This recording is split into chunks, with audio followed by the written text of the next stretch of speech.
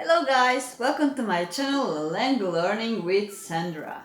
Today we will learn Hangul. What is Hangul? Hangul is Korean alphabet. So as you maybe know, Hangul has only 24 characters. So only 24 characters. That is easy, right? So it has only 14 consonants and 10 vowels. It has only 14 consonants and 10 vowels. So that means that you can learn it really quick. Okay. I will try to teach you in a few videos Korean Hangul, but little by little, so you don't get confused with letters and so you can learn it better.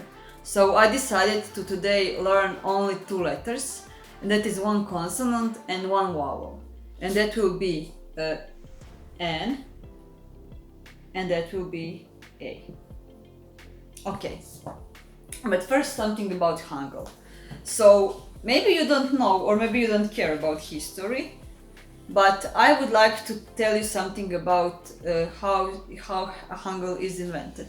So there was a king Sejong the Great in Korean history, to be precise in Joseon, and he invented Hangul because he wanted to teach poor people and rich people way of writing that doesn't consist of Chinese letters, because they actually used Chinese characters till Hangul was invented. So if you didn't know Chinese characters, and there is a lot of Chinese characters, as you probably know if you learned Chinese, so it was really hard to people who didn't know how to read or how to write to learn actually Chinese characters. So Sejong the Great had an idea to invent actually alphabet that will be kind of showing the movements of tongue, of mouth and of teeth. So it is actually known to Korean alphabet Hangul. It is the most accurate and the most beautiful letter in that sense of the meaning, because it actually tried to describe the movements of your mouth, teeth and your tongue. So Sejong the Great published Hangul in 1446, and that is when Hangul became official, and when the people in Korea started to actually use some other letter than Chinese letters. If you didn't visit Korea, there is in Seoul big statue of King Sejong, and King Sejong actually was really important in Korean history, because without him you couldn't now learn Korean the way that you are learning now. So thank you, Sejong the Great. Okay, so let's begin with our lesson. So today, as I was saying, I decided to learn you first Korean letter, and this is N. First, what you need to know when you're writing Korean letters is that you are always writing in from the top to the bottom, and then from the left to the right. So that is the way how we write N. So it is actually like a nose, kind of, so if you know what I mean, but you can remember it like this. So this is N. So a lot of you, when you are watching Korean dramas, listening Korean music, or even listening Koreans how they are talking with each other, you are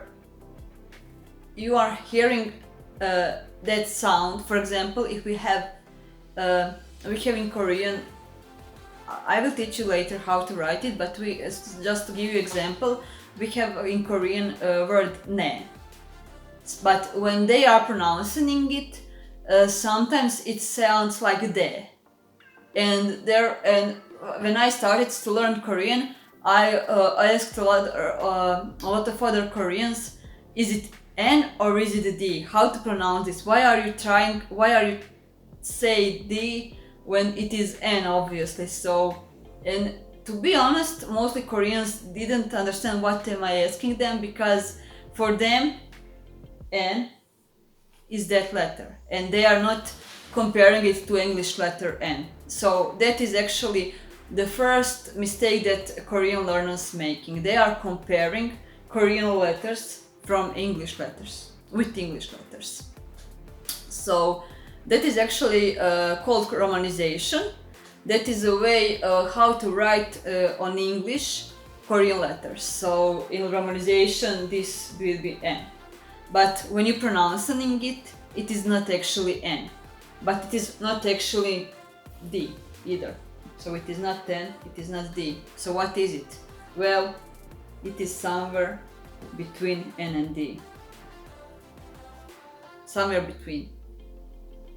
So you're just try to imitate other Koreans when you are watching Korean dramas, or when you are listening Korean music.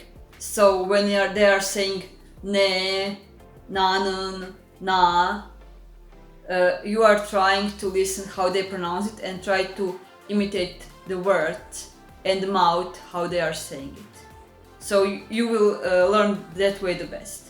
So it is neither ne, it is neither de, but it is de, ne. Maybe I didn't pronounce it either good, but just try to watch a lot of Korean dramas, watch a lot of Korean music videos, and listen a lot and talk with a lot of Koreans, so you will understand what am I talking about. So when you are pronouncing this word, you can in the beginning pronounce it like N, but try to lose that and try to find it somewhere between N and D. There. Okay. I hope that I didn't confuse you too much, but it is kind of confusing. But if you have any question, feel free to ask me in the comments and I will try to explain you better maybe. And second letter that I decided to teach you today, it is actually Korean vowel this time, and it is Korean vowel A.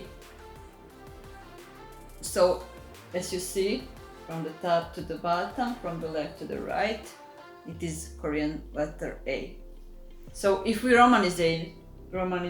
romanization for this letter, it will be A. But don't use that because it is again not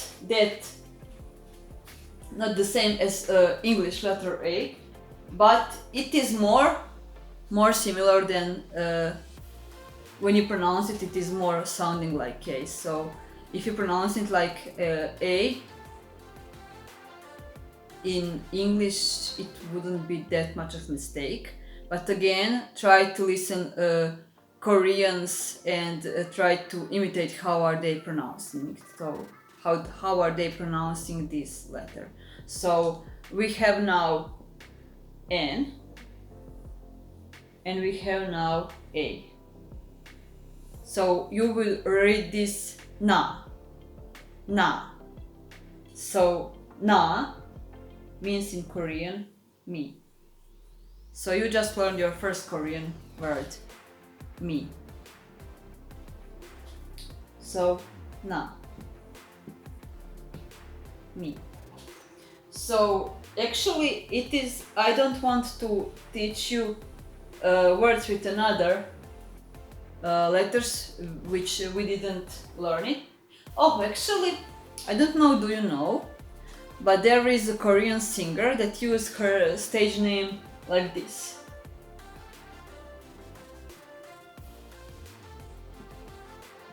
So how would you pronounce this? Na, na, nana. For your homework, try to write N and try to write A. So you get used to this kind of letters.